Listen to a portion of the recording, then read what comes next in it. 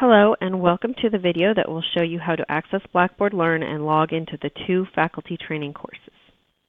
First, go to the main Concordia website at concordia.edu and using the Quick Links menu in the top right corner, choose Blackboard Learn.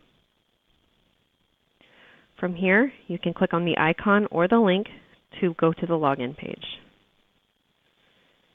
And due to recent changes that our ITS department made with the single sign-on server, you can choose Sign in with Third-Party Account in Concordia ADFS.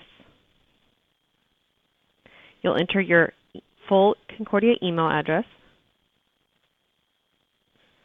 followed by the password that you use for your email access. This will take you to your Blackboard Learn homepage. On the homepage, choose the Organizations tab in the top right corner. And then you will see the two courses listed, the Tools Training and Online Pedagogy. You'll click on the title of the course to enter it. This is the Online Pedagogy course homepage.